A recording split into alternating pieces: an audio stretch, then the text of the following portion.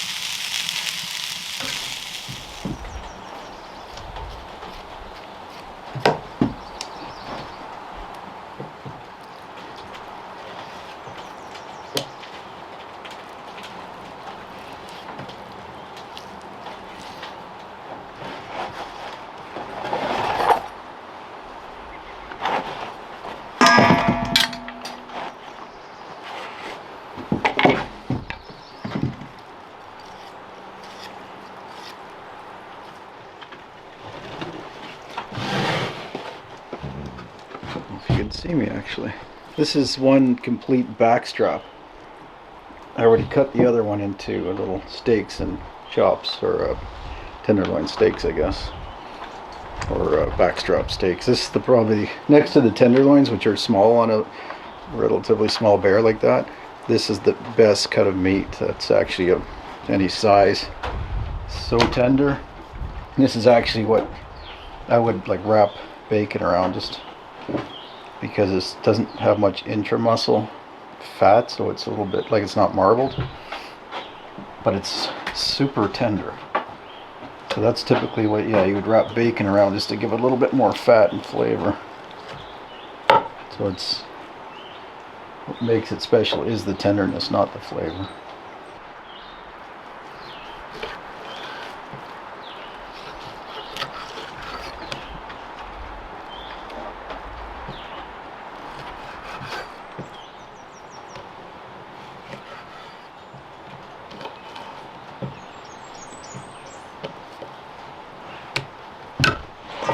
Alright, I think what I'll do is put the ground beef, well, it's not ground and it's not beef. The trimmings, I'm going to put those in the freezer for a little while, freezer down in the cellar. What that'll do is set that up so it's a little bit harder, especially the fat. I was going to say the wax, the fat. If that solidifies a little bit in the freezer, then it'll go through that grinder without gumming it up. It just works a lot better. So I'm going to put that down there. And then I will wrap these steaks and roasts. I think I've got 7 roasts and a bunch of packs of steaks, and I'll probably eat all the tenderloin right now. It's not that much of it. And just make sure I label the back straps that are really good and tender for barbecuing and grilling, compared to like the tougher cuts from the neck and some of the other, well, especially the shoulders. So I'm going to make sure I label those so I know to slow roast those. All bear has to be cooked fully, like up to 145 at least, to kill the possibility of trichinosis. Put the name down here. It's a common parasite in bear meat, so you really do need to cook it. So put that in the freezer, and then I will wrap these in it. Getting hungry, so I'll put it on the, I guess I'll just fry it since I've got the stove going, rendering the bear fat anyway.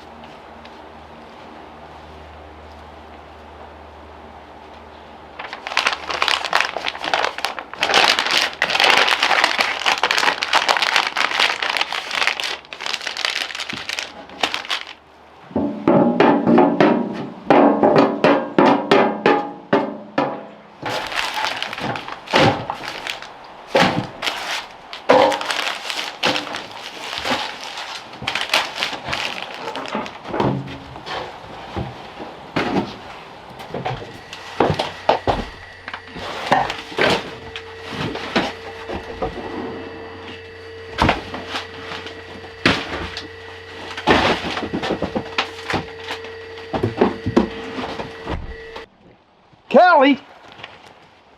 Come here. He almost got you. Hey, hey, hey. Come here. He almost got you.